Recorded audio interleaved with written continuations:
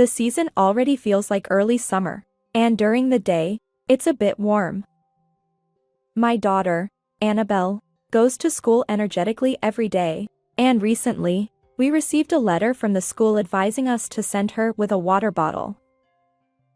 One morning, my husband, Asher, called. He should have already left for work, so it was unusual to receive a call at this hour. Hey, there's been a call from the school. His anxious voice made me uneasy. Since we had provided Asher's mobile number as an emergency contact at the school, it wasn't surprising that they would reach out to him. Annabelle had an accident and was taken to the hospital by ambulance. Asher, is that true? Come quickly. She's saying, Mom, Mom. No, because she's not ours. At that moment, I said it with conviction. Annabelle Asher was talking about wasn't our child. But perhaps he was flustered. He practically shouted over the phone. What are you saying? She's truly our daughter. You wouldn't know, having left early in the morning. Ha! Could you have dialed the wrong number? When I conveyed evidence that the Annabelle Asher mentioned wasn't our daughter, he fell silent and hung up. He must be quite pale right now. That day, Asher didn't come back home. My name is Juliana Delicat. I'm a homemaker who also works part-time while raising my daughter. I met my husband, Asher, through a shared hobby, and after about 2 years of dating, we got married. Our adorable child, whom we named Annabelle, is turning 6 this year. She's now officially a first grader since spring. Hey, Mom. Do you think I'll be able to make friends when I start elementary school? On the eve of the entrance ceremony, Annabelle asked me this question with a restless expression. Are you worried? Yeah. Well then, let me work some magic. Magic? Abracadabra. May Annabelle make lots of friends. I twirled my index finger in the air, and Annabelle looked at me with wide-eyed surprise. Yes, now everything will be fine. Really? Truly? Her round eyes bored into mine, and I couldn't help but chuckle.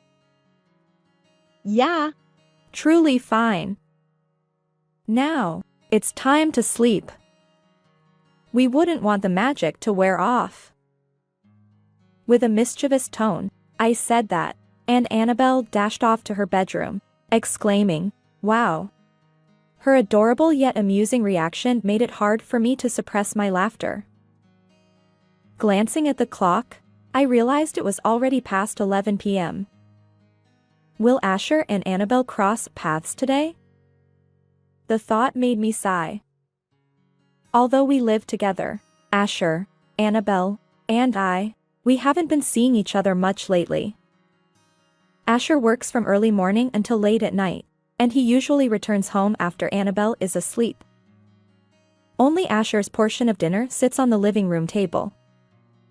Wondering whether I should leave a note or just go to bed, it's become routine.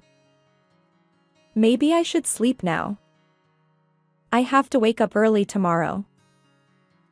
I've already informed Asher that tomorrow is Annabelle's entrance ceremony. Annabelle believes he'll be there, and I want to believe it too. But somewhere deep down, I wonder if he might not come. Leaving a note, I got into bed. I work part-time, although my schedule isn't as demanding as Asher's. Consequently, I handle all the household chores and childcare on my own, juggling both housework and my part-time job. As Annabelle starts elementary school, there will be more events like parent-teacher meetings. I don't think I can manage everything alone, and I've been anxious about when I'll be able to discuss this with Asher. The entrance ceremony was quite grand. I felt relieved to see familiar faces from Annabelle's kindergarten and meet acquaintances. Hey, where's Dad? After the ceremony, Annabelle looked at me curiously. It seems he couldn't make it today due to work. It's a shame. As expected, Asher had left for work early in the morning. We barely crossed paths a few minutes after waking up, and we couldn't even have a conversation. The memory weighed on my mind, and I suppressed a sigh. I decided to invite Annabelle to lunch, hoping that dining out would distract her from feeling lonely. She was delighted, and I wondered if it would help ease the loneliness a bit. I felt a little unfair to manipulate the situation that way. A few days after the entrance ceremony, I found a letter in the mailbox. It was a plain white envelope with no sender information, addressed simply to Ms. Deli Cat. Unsure whether I should open it, I decided to do so after Annabelle went to bed. That night, after dinner, bath time, and checking her homework, Annabelle fell asleep. Quietly, I went to the living room and cautiously opened the envelope. What could this be? Inside were several photographs. As I took them out, I couldn't believe what I saw. Wait. Is this Asher? The photos depicted Asher, happily playing in a park somewhere. His smile was radiant, the same smile he hadn't directed at me or Annabelle in years. But the recipient of that smile was a child playing alongside him. Not a relative, not a neighbor, someone entirely unknown. The confusion was overwhelming. Where was this place? Whose child was Asher playing with? And who took these photos? The uncertainty left me bewildered, and I desperately wanted to talk to Asher. Just then, I heard the sound of the front door opening. I'm home. He mumbled, sounding weary, and entered the living room. I instinctively stood up and confronted Asher with the photos. Look, Asher, these were in the mailbox today. Pictures of you. What's going on? As I fired off the questions, Asher lazily examined the photos, his eyes briefly darting around. But he quickly pushed the photos back toward me. I don't know. That's not me in those pictures. It's someone who looks like me. Really? We're in an age where AI can create photos, you know. It's probably just a prank. But why? I have no idea. Don't ask me. I always say you should handle household matters. With his tie loosened, Asher headed straight for the bedroom. I sat there in shock, staring at the photos again. Was he right? Were these AI-generated photos meant as a prank? It seemed too elaborate for a simple joke. And Asher's eyes when he saw the pictures, the uncertainty was the most suspicious part. Just to be sure, I showed the photos to our in-laws, asking if they recognized the child. But they had no idea. I suspected infidelity, but their disbelieving looks made me doubt myself. It must be some mistake. Asher is working hard. Their words silenced me. Still, the unease lingered, and I decided to hire a private investigator to get to the bottom of it. Regardless of the outcome, I vowed to accept it. 2 weeks passed. The season already felt like early summer, and during the day, it was slightly warm. Annabelle continued to go to school energetically, and we received a letter advising us to send her with a water bottle. One morning, Asher called. He should have already left for work, so it was unusual to receive a call at this hour. Hello? Hey, there's been a call from the school. His anxious voice made me uneasy.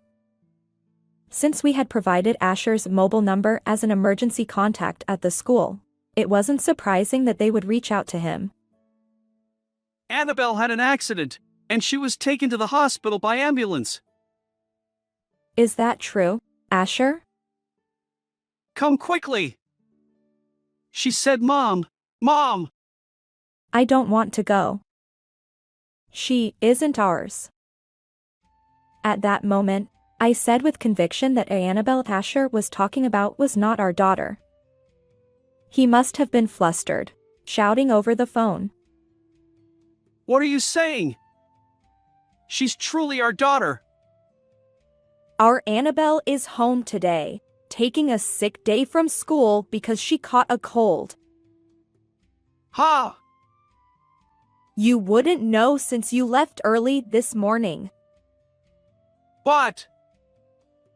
Anyway, Annabelle is right in front of me. Did you dial the wrong number in a panic? Asher swallowed hard and hung up without saying anything. He must be pale-faced by now. That day, Asher didn't come home. I threw away the meal I had prepared for him. The next day, Asher called multiple times. During my break at work, I reluctantly answered, and Asher's voice sounded awkward. About yesterday. What? I can't hear you. Well, once. Can you listen to my explanation? I'm on my lunch break now. Don't call until I reach out to you. I snapped back with an irritated tone. I could hear Asher's voice on the other end saying, "Wait." But I ignored it and hung up. What more could he possibly explain now? Filled with boiling frustration, I spent the next few days. On a bright and sunny day, I stepped outside to weed my home garden. I wanted to tackle the task before the weeds grew too vigorously. The rain from last night had softened the soil, making the weeding somewhat easier. Armed with gardening gloves and a garbage bag, I got to work. Unexpectedly, someone called out to me. When I turned around, there stood an unfamiliar woman. She tightly pursed her lips and seemed eager to say something. Can I help you? I asked. My name is Jade. May I talk to you now? She said only that, looking quite nervous, and pursed her lips.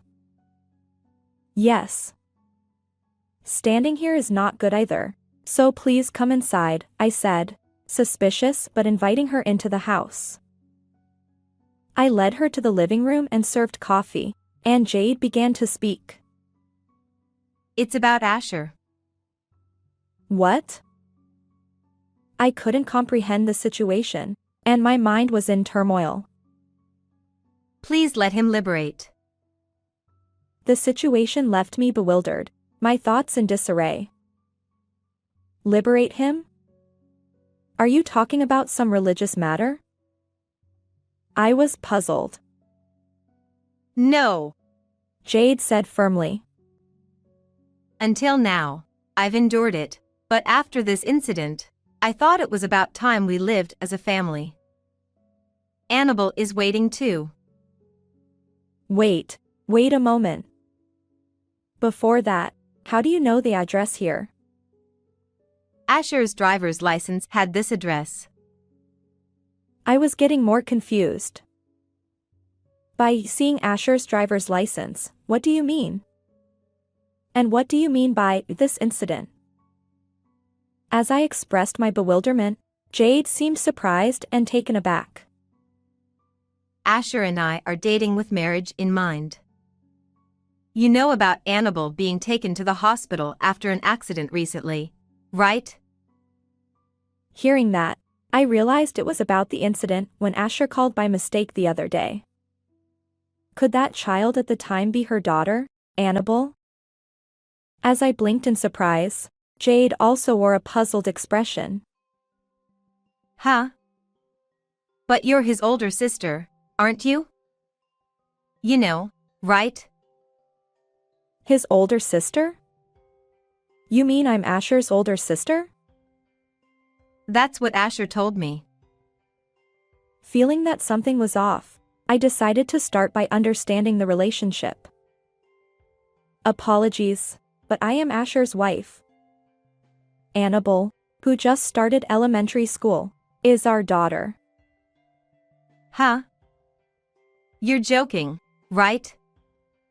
Asher said you were his divorced and returned sister and niece. What? As I furrowed my brow, Jade continued. Asher feels sorry for you both and has been letting you live in his house. What? That's what I heard. Isn't that true? That's completely wrong. Asher and I are married, and we have a daughter named Annabelle. We live in this house as a family. Jade continued, her voice trembling. But Asher always plays with Annabelle, takes her to the park. The park?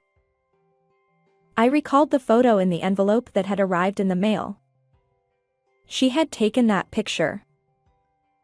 Yes, I put the photo in there. I thought if I applied pressure, you'd leave on your own. Asher said those were prank photos created by an AI, but it seems he was lying. Asher wouldn't say something like that. Those photos are about us. She trailed off, tears streaming down her face as she tried to suppress her sobs. We were even planning to register our marriage when Annabelle's birthday came. Jade sobbed, muttering, "Why?" For a while, we sat in silence. Neither of us knew what to do, feeling lost. One thing was certain amidst the soul-crushing emotions. Asher had deceived both me and Jade. No, he had deceived Annabelle too. The weight of this betrayal was immense. Breaking the silence, Jade spoke first. I apologize for losing my composure. I'll go home for now and come back later. I need to hear the truth from Asher too. Quietly, I stopped her as she tried to rise from her seat and said, "Jade, I also want to hear the truth from Asher." Huh? But think about it. He's the man who deceived both of us and Annabelle. Deceived. Yes, you're right. Do you really think someone like that will tell us the whole truth? After hesitating, Jade shook her head. I don't think so. I feel like he'll just pile on more lies. That's entirely possible. Shall we join forces? Let's make Asher confess the truth and overtake him. I extended my right hand for a handshake and declared, I agree with you. I can't stand not knowing the truth. and so, we devised a plan to extract the truth from Asher. A few days later, I entrusted Annabelle to my in-laws and headed to a certain location. As I left my parents-in-law's house, Annabelle looked at me with a worried expression. I want to come too. Today, Grandpa and Grandma are ordering pizza. I want to be with Mom. Though she was unusually stubborn, I managed to leave her with my mother-in-law. Annabelle must have sensed the tension in my face. Along the way, I silently apologized to her multiple times. The place I was heading to wasn't pleasant. It was the restaurant where Asher and Jade would have dinner tonight. Jade was also leaving Annabelle with her parents. I entered the restaurant where the two of them were supposed to enjoy their dinner. A waiter stopped me and asked if I had a reservation. I have a reservation with those two. I pointed to Asher and Jade, who were sitting a little further away. The waiter apologized and stepped back, allowing me to approach their table. Asher was visible from the aisle. As I walked toward him, Asher noticed me. His expression was comically surprised, as if he'd seen a ghost. Asher, it's been a while. How's Annabelle doing? Juliana? Why are you here? While Asher blinked in surprise, I slammed the divorce papers and alimony claim documents onto the table from my bag. Do you understand what this means? In front of the bewildered Asher, Jade also pulled out a paper from her bag. Indeed, there's something I'd like to give you too. The paper was labeled alimony claim. Jade's calm eyes didn't hold any trace of a smile. Asher glanced back and forth between the two of us. Ignoring his reaction, I sat next to Jade and watched Asher's eyes well up with tears. With his shoulders slumped, Asher gazed at the paper in front of him. At this point, just confess everything. No, it's not what you think. How is it different? Please explain. I'm sorry, but... Since when? Since when did you start a relationship with Jade? Asher, his face drained of color, hesitantly began to speak. It was after I found out Juliana was pregnant. You stopped paying attention to me, and I made a terrible mistake. Unbelievable! Jade covered her mouth with both hands, clearly shocked. But, I loved both of you. Don't play games. Asher, can you say the same thing to my Annabelle? To Jade's Annabelle too? This is the truth. I couldn't choose. His absurd explanation left both Jade and me speechless. To claim love for both of us in this situation was utterly absurd. Suppressing my boiling anger, I refrained from knocking him down right then and there. Please divorce me. I can no longer live with Asher. The waitstaff looked at us, confronting each other in a stylish space, with concern. I understand. I agree to the divorce. Asher slowly took a pen from his breast pocket and signed the divorce papers. In front of both me and Jade, he was confronted with his own sins and probably couldn't say anything more. Even if he had said something, it would have been in vain, but it was too clean and a little scary. You're taking this rather lightly. I'm happy to be able to divorce you quickly. He said something insincere with a sullen face. He probably admitted it early in hopes of reducing the alimony. But that thought is naive.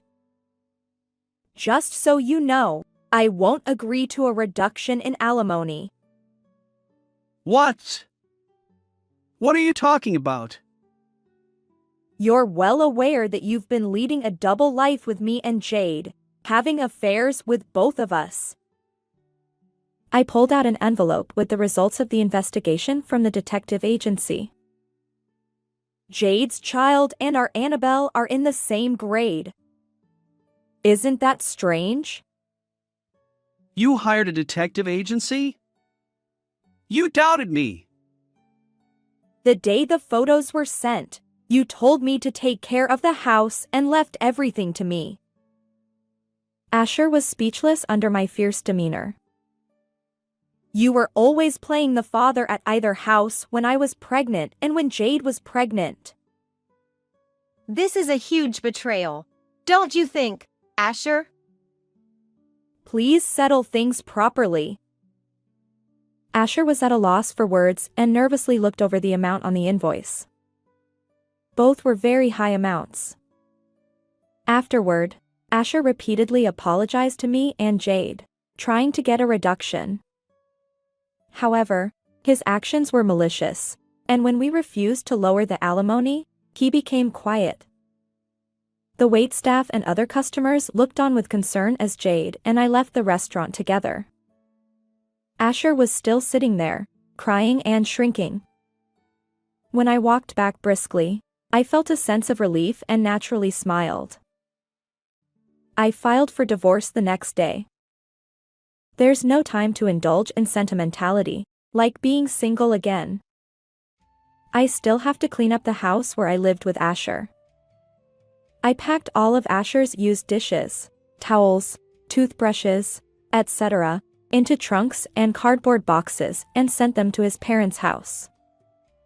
Since it's in the same city, it should arrive within 2 or 3 days. I informed the in-laws about the divorce. Initially, they opposed it, but after presenting evidence of Asher's and Jade's actions and the detective agency's findings, they had nothing to say. In the end, they apologized for what Asher had done. I'm sorry for the trouble. It's very sad that we won't be able to see Annabelle, but it can't be helped. Although the in-laws did nothing wrong, I also felt it was a pity that Annabelle would not be able to see her grandparents. I thought maybe it would be okay to let her see them about once a month, and when I suggested this, the in-laws were pleased. As for Asher, he left the house where Annabelle and I live and is now living in a cheap apartment. The house was in both Asher's and my name, but when we settled the property, it was changed to my name. Asher has taken on debt to pay a substantial amount of alimony and is working tirelessly day and night to repay it. Occasionally, he calls my smartphone, tearfully apologizing. Juliana, I'm sorry. Can we start over again? It's impossible. Don't make me say the same thing over and over. Please, let's get back together. This time, I'll take proper care of Annabelle. You're being persistent. If you say anything more, I'll go to the police. The police. I'll file a report for stalking. When I said that, Asher started sobbing and abruptly hung up the phone. Since then, I haven't received any more calls from him.